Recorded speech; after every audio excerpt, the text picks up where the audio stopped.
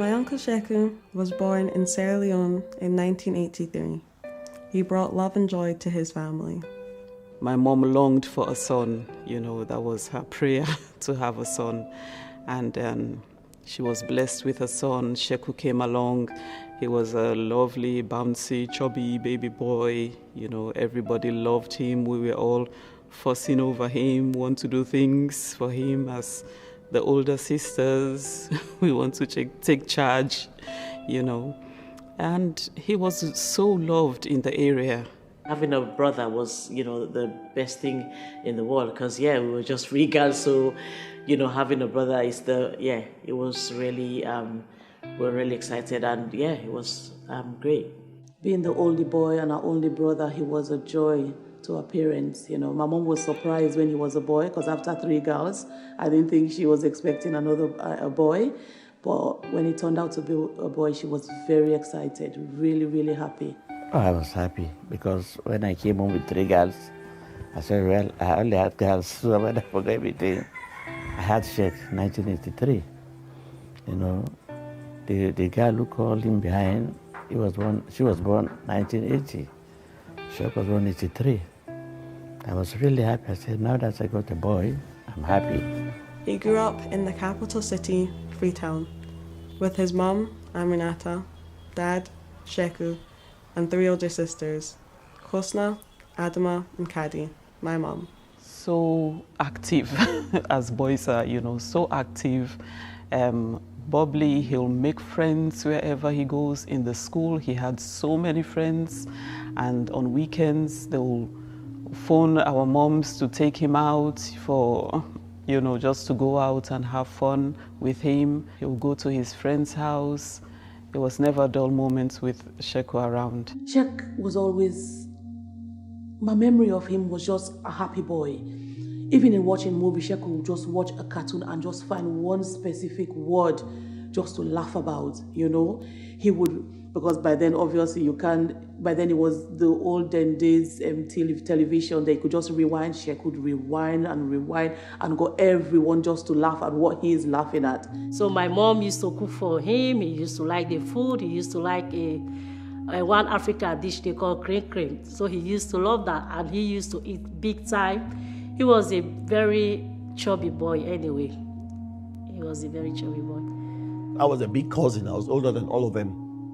So when I was actually going to the house, he was the one that would always tell me, hey, uncle, your food is here. Because the mom was cooking for me. Sheku's mom was cooking for me all the time. He likes play, He likes to play and he loves books a bit, I had to force him to study at that age, they are so mixed up. So we have to guide him and protect him so that he'll be a very good boy in school or in the public area. And there was no problem until he left here. It's really good. It was good.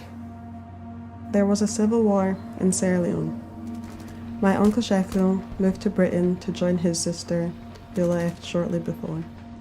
Sheku initially lived in London, but soon moved to the small Scottish town of Kirkcaldy to live with his sisters, Adama and Kadi.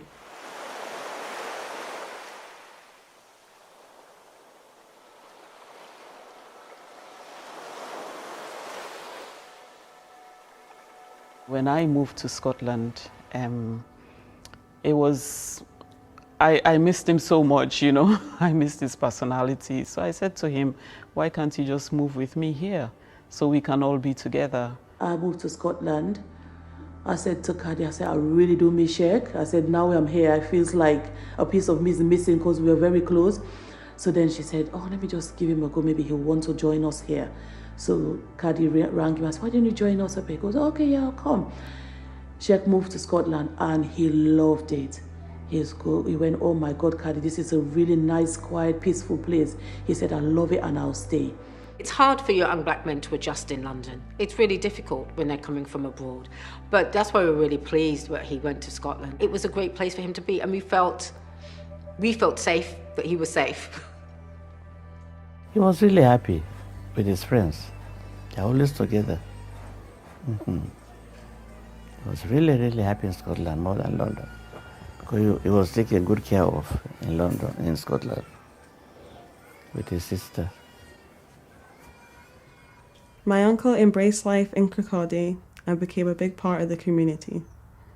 Scotland soon became his home. He quickly made friends. He was a member of the Students' Union, and he was a member of the youth group as well. He also did some work with the police at the time when it was 5 police. He also did some youth work with them, and he was recognized for that by the head of the police at the time. Obviously, we're all minorities in Scottish society, but whenever you met Sheku, there was no sign of him more or less feeling like an outcast or an outsider. I mean, even the social gatherings, whenever you met him, he always had a posse of friends around him, and most of the friends seemed to be Scottish. And he never seemed to seem out of place at all. He seemed to be more or less part of the pack. He explored Scotland. He'll go biking with his friends, he'll go different venues with his friends, weddings and exploring, camping and things like that. He has a lot of friends in Scotland. Sheku has more friends than us. People love Sheku. He's a kind person, he's a caring person. He loves everyone. When he first came up to Scotland, I'll say he was a bit, I don't know, a bit of a Londoner. You know, he was a bit, what's the right word, tight with his money. But I told him, look, this is Scotland. This is Scotland, you need to be, you know, friendly, and people in Scotland are different. You know, we tend to look out for one another in Scotland. I think he eventually adapted to the lifestyle and the society in Scotland, and he quite enjoyed his time in Scotland, and that's the reason why he never went back to London, because he felt like he was a lot safe in Scotland, and everyone here was quite friendly. If you walk with Sheku, if you say to Sheku, let's go down to the high street, let's go shopping, be prepared to stop every 5 seconds. Every minute, somebody's saying, Shek, Shek, Shek, Shek, Shek, Shek. So every 2 steps, you have to stop, because he has to greet someone, or somebody have to greet him. Sheku loved having fun and being the life and soul of the party. He was always the first to come and the last to leave. He would take us out. We just had the best time of our life, you know, in all the clubs in Scotland. We would not even pay a penny, because he knew all the top racky people, you know, in the club. So yeah, we just had bare fun, and it was lovely, really, really good. He liked to party, I must say. You know, everyone did know Sheku around 5. I mean, he got along with everybody. He never once got into trouble with anyone. Wasn't looking for trouble. So yeah, he was quite a fun person to be around, a party person, I'll say. You knew how to throw a party. Oh yeah, Sheku love party. Sheku go to 2 or 3 clubs a night. He will go to that nightclub. If that club is not booming, he said, let's check the other one. He will go to the other one. He was always like that. He's always bubbly, outgoing, and everyone know him. Everywhere Sheku goes, everybody knows him. I used to see him a lot, because I used to come out with the boys. I had a business in Kokoria, so we used to come out, and I always bump into him. And he did a lot of jobs, like being a DJ in one of the clubs here, and it was like, everybody knows him. Everybody knows Sheku, and he will never walk past you when he knows you. He'll come and say hi. No matter wherever he is, he sees you, come and say hi to you, like very respectful. Even if we want to go out, like say clubbing, we'll ring him. Oh, Sheku, where's the best place to go? Oh no, don't go that side. Go to Edinburgh, there's this place. If you come, I'll let you in. If you go at this time, you could come in, just ask for Sheku, and they will know. We used to, because he was a regular there, so they knew him anyway. We went in the club, and everybody loves him. When we went to the club, I was shocked, I was surprised for a black man to be loved by white people like that, especially in Scotland. And Sheku was a lovely child, a lovely boy, lovely father, and lovely cousin. I have a very good memory of him. My uncle loved his family dearly. He was always looking to protect us and make sure that we were happy. As a brother, what can I say? He's always been there for me as much as I've been there for him, you know. So whenever I call upon him, he's there. He will drop everything for me. He will drop everything for my family. Sheku was fantastic around his nieces and nephews. Come Christmas, Sheku would go through arm and leg just to please them. And it's like, for some reason, everyone was looking forward to what Uncle Sheku would bring. Like, when we went to go see Frozen, remember, he was, like, really excited, like, pumping it up. And then at the end of the movie, like, I looked at the side and was, like, looking at him, and he was, like, fast asleep, like, throughout the movie. Then he woke, and then when we wake him up, he's like, "Oh, that was really good. That was really good." And he was like sleeping through half of the movie. It was so funny. Then we got home. He was like, "That's the longest film I've ever seen in my life." I was like, "That was like an hour and a half." But we just like he'd always do things to make us happy. So like even if I don't know, it was just like he was always going out of his way to make sure that we were okay and that we were happy with whatever it is that we were doing. You always want to make sure that everyone was happy. Even when we attended the wedding, he was always around us, you know, asking people, "Are you all right? Are you comfortable? I really want you to have, you know, a very good stay here." One thing I like Sheku, it will phone me and say that, oh, because it's like a small brother to me, and phone me like he wants me to learn him to cook African food because he didn't know how to cook African food. So I would say, "Oh, come over, I will teach you how to cook peanut sauce." And like, "Oh, I love it. I want to learn how to do that." He's somebody that always wants to learn. Sheku loved my cooking. Sheku loved my food, and he loved his food. But he wasn't relying on big sis to cook. "What are we having today?" I said, "Cassava leaves." He goes, "Yes. I'll come back for that." I said, "Okay." Sheku loved his food. Yeah. He always had a funny story to tell you about like when he was growing up, or would always be like, "Oh, let's go to the park today," or "Let's go and play something in the garden," or like, "Oh, I got you these dolls, let's go like make up a game," or something like that. So he was also really goofy. And wouldn't be right without me, right? Hey. Latifa, smile, say cheese. Like he was always doing stuff to make me and Zara like jump, or like just get scared of like little things. One thing I'm amazed about him is that he's always quick to make friends with the weak in the society. You know, most of his friends are people that they've bullied in society. In school days, they've laughed at, they're made fun of for one reason or the other, and Sheku comes in and stand up for them, and also show them how to stand up for themselves. You know, he really touched people. The people that he crossed, he really touched their lives. I mean, Sheku helped me out with a lot of things, especially when, when my son passed away. I mean, he helped me through my trauma. When I was at the darkest moment of my life, he actually helped me through that year to get by. And to be honest, I don't know where I would be if it wasn't for him. I mean, all I keep remembering him telling me, "You need to get the balance right.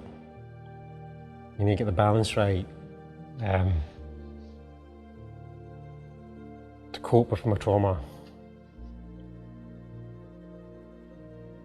I mean, every day he used to phone to make sure I was okay. I mean, he was caring. Sheku's a caring person, you know. I knew he cared about his friends and his family. I mean, that's what I valued the most. It was his family and his friends. Made sure everybody was okay. When my uncle became a father, he was ecstatic, and he was even more excited when he found out he was having 2 boys. He told me he was going to be a dad.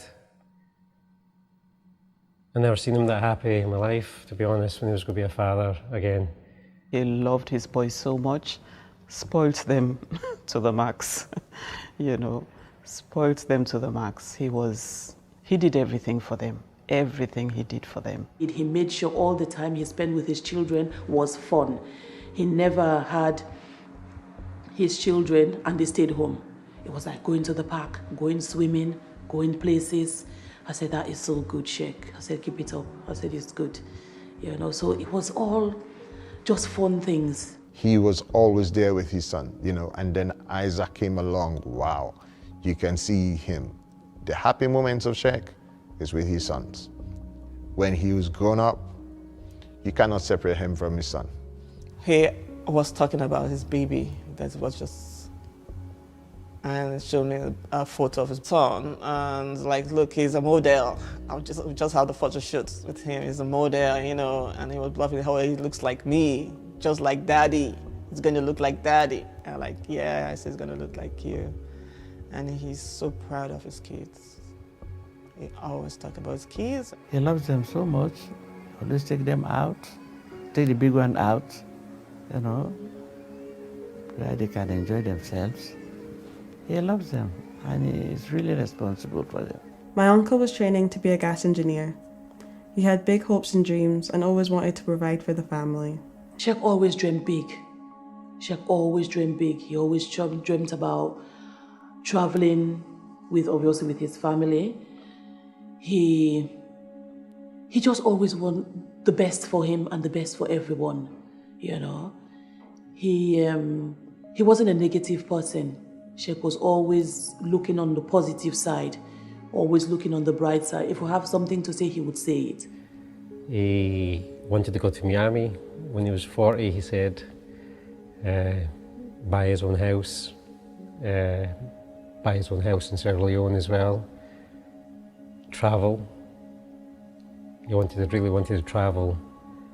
Had a lot of ambition. The dreams he had, you know, he talked about wanting to do business. He wants to have his own shop, selling clothes, shoes, because he's always bright in colors. And he was hoping to have his own business, set up his own business privately and do his own thing. So he had all those ambition, you know, and he was working so hard towards that. I remember this one time, we went to his house and Colette was doing our nails and we were just having a good time. And then we were like having Haribos. He was like, and he had a gummy ring and he's like, oh, like, will you marry me and that? It's like pretending. And then she was like, oh, we have a lot of time for that. And then he's like, you never know. And then he used to put it on. And that's when you knew, like, wow, he's settling down, like, finally. And, like, you know, it's for real this time. If I could describe my uncle in 3 words, they'd be fun, loving, and inspiring. He's a big dreamer. Warm, cheeky, friendly. Fun, respectful, caring, loving. Energy, compassion, and hope. His love, his passion, and also his wisdom. Caring, loving. He was very respectful. Loving, gentle, just like caring in general. Happy, gratitude, and friendly. Clever, focused, and ambitious. Very generous, humble, and friendly. He's a loving, funny, and is a giving person. Happy, bright,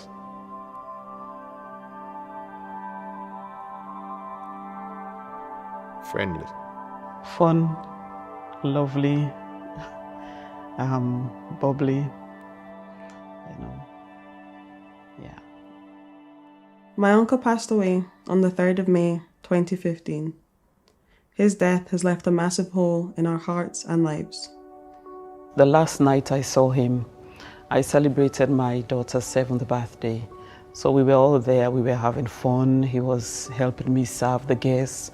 He would do the washing up. And then there was one time we were playing music and he said to me, "Come on, Caddy, let's dance. And I was saying, "You don't know how to dance, leave me alone, you don't know how to dance." So that's another regret because I didn't dance with him, you know. I saw him the day before he died. That was the last time I saw him. When we were all together as family.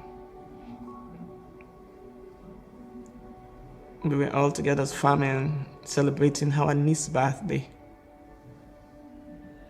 And he was even more cheerful that day, serving people food. Going around laughing and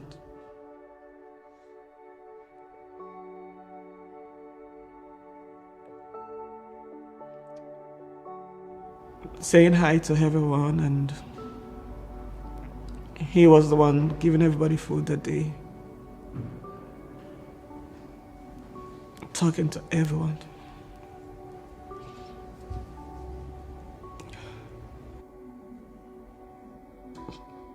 It's just hard to believe what happened to him.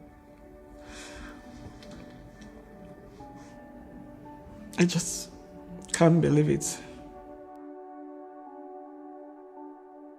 So the day after my birthday, when we found out that Uncle passed away, it was like, went from a joyful day, because, you know, I was playing with my toys, to everyone, the whole family, community, just coming to our house, praying. Just, you could see how much, like, he impacted on everyone's life, and how he just brought people together, and how much they actually cared. It's just, like, hard. It's really hard. Like I said, I could just play my music and I would think of Sheku.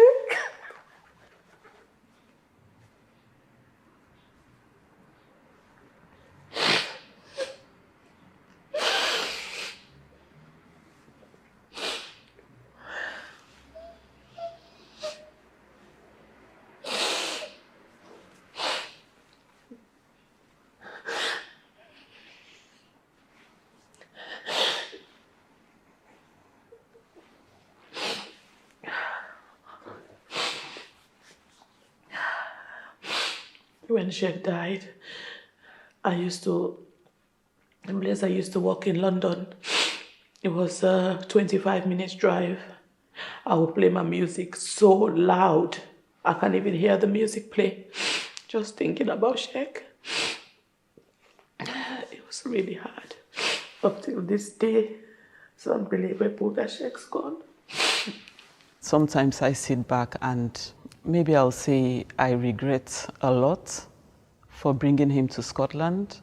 You know, maybe that's something that will play on my mind forever, because I don't know how his life would have been if he didn't come to Scotland. Yeah,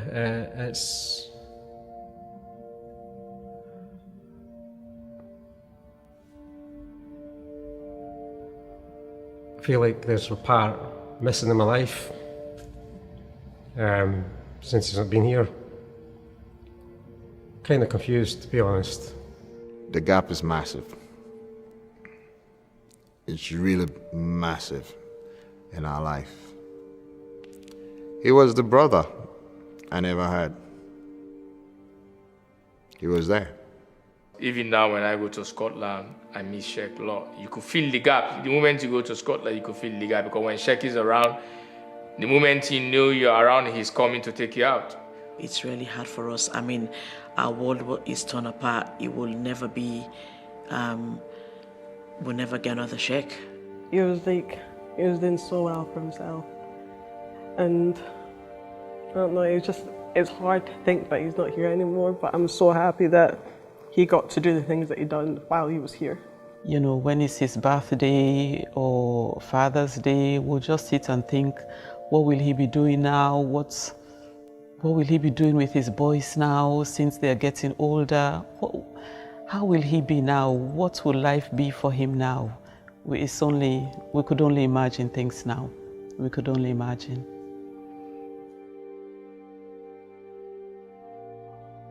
I missed him a lot, and we are very, very close.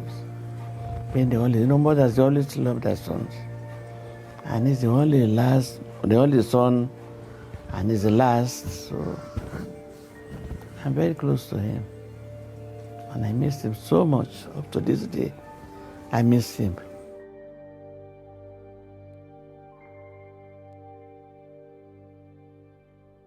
We will always remember my Uncle Sheku.